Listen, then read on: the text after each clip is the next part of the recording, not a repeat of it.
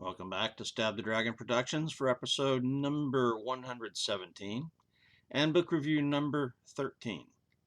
Do you want to read an adventure story where the people are set on a quest to imitate something big from history, to prove a theory, to conquer the elements, and then they almost die?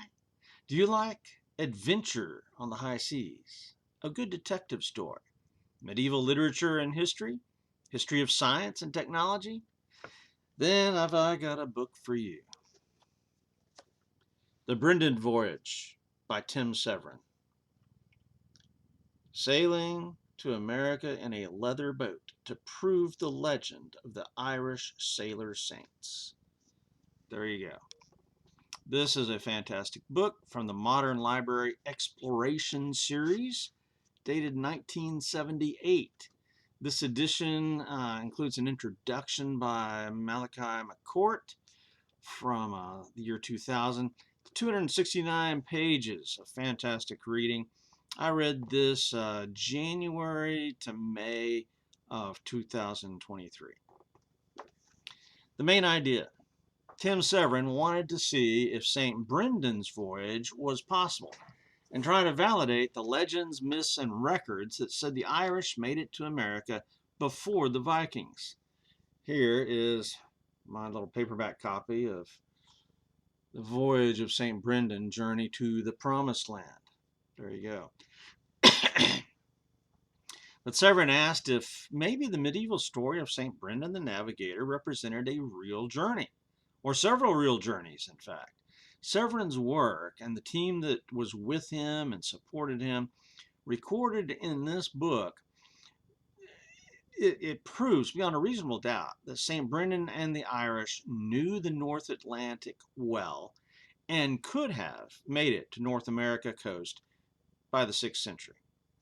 Starting with a conversation with his wife, and she just happens to be a medieval literature scholar, Severin and a wide-ranging team of scholars, shipbuilders, sailors, fishermen, engineers, and people who know stuff and could do stuff, researched and tested the medieval materials for constructing a seaworthy Irish currach, a leather boat, leather, that would closely resemble what Brendan used.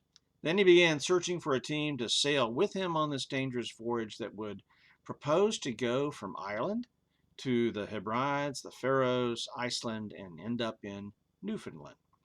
This book was as fine a piece of original scholarship and adventure as Helga Ingstad's book, The Viking Discovery of America.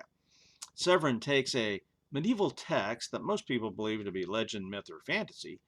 It's a religious book, and so a lot of people automatically consign religious faith to myth or fantasy. But then Severin seriously examines what the text says and the technology base it depended on, and then he puts it to the test. What an idea! This is the scientific method in action.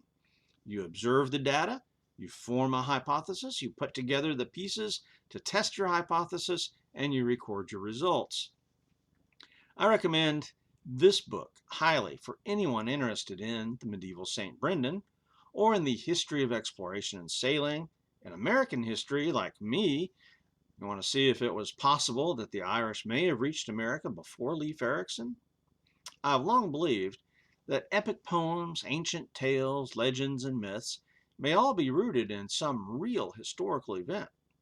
And here's a case in point. As I've been studying the Vikings, the finest shipbuilders and sailors of Europe in the medieval days, it's fascinating that wherever the Vikings landed, they found the Irish already there. If you're a fan of Viking history then, branch out and read this book about the Irish. Severin opens the book with a story from their North Atlantic trek that details his ship and crew as they face a gale storm in the cold, merciless sea at night. You immediately get seasick on board this tiny ship as it rides the waves. You feel the icy water soak you to your bones as the rain beats down and the waves splash over the ship. The Brendan almost gets run over by a ship at night in the storm because they're so small and they're made out of leather. They don't register on radar at times, and nobody can see them at night. They get so close to the ship, they can basically see the rivets in the hull and fight the wake from the prop as it passes. Then the next chapters tell us how they got the idea going for this crazy journey and the details of how they constructed this ship using medieval materials and techniques. Now, this part is very detailed. In fact, the whole book is very detailed despite its uh, slender size here. But there's just a tremendous amount of detail about what it takes to figure out how the medieval people made this kind of boat.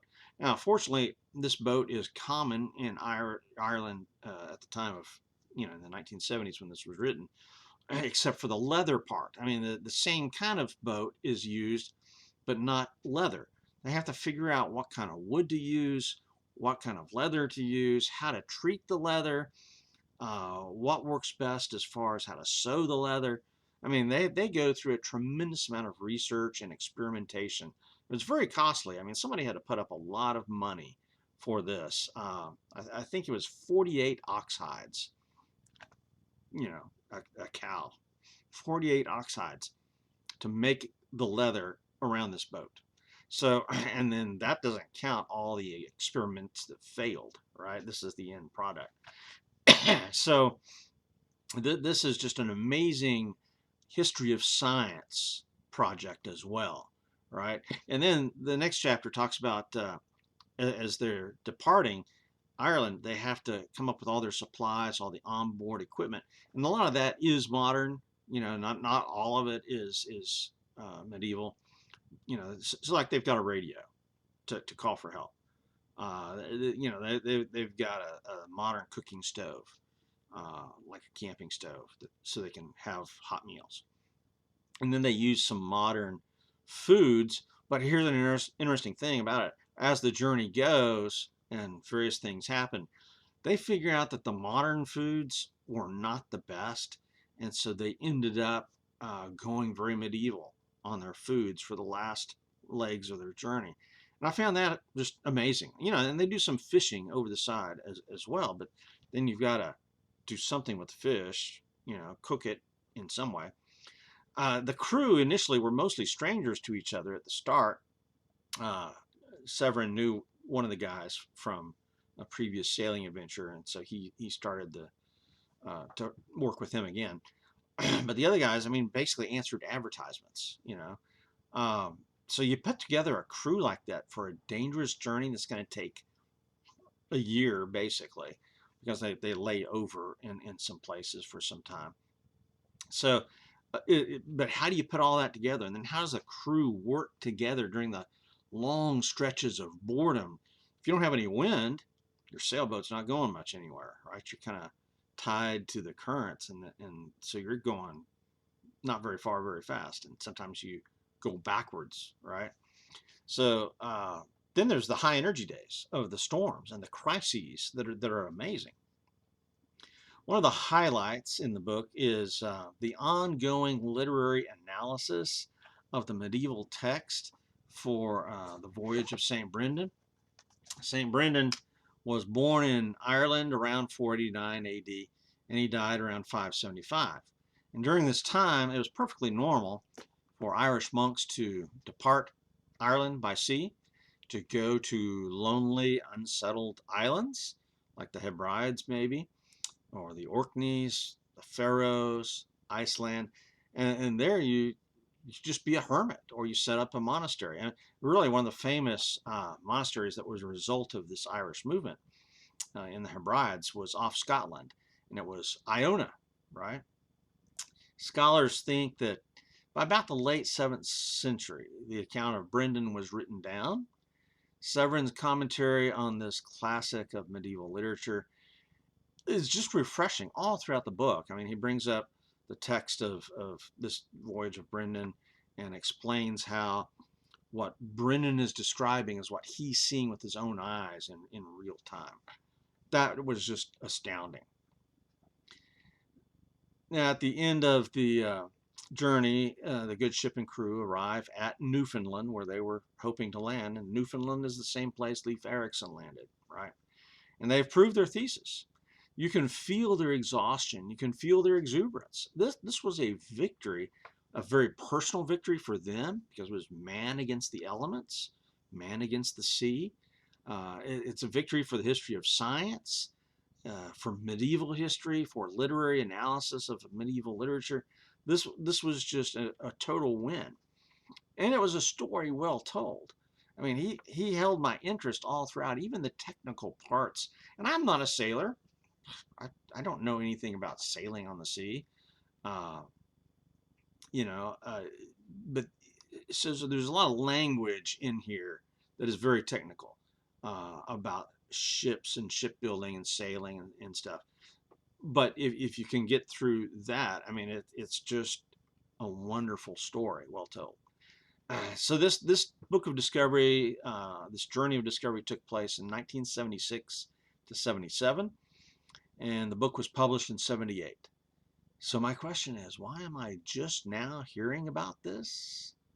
Because I just now started asking questions about what was left out of my history education. And I started studying the Vikings. And then one thing led to another. It's like, why are the Irish always there first? So then I dug a little bit, found this story, ordered the book, read the book, and was thrilled. My final analysis is that when you combine the Solutrean hypothesis of Dennis Stanford of the Smithsonian with the adventures of Pythias, his book On the Ocean, Pythias the Greek, written by Barry Cunliffe, the work of Helga and Ann Ingstad about the Vikings, discovery of Newfoundland, and then this book by Tim Severin.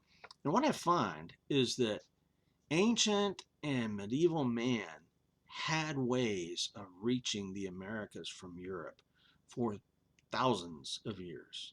The technology of sailing was enough for exploration, but maybe not enough for settlement in the days of the Irish and the Vikings.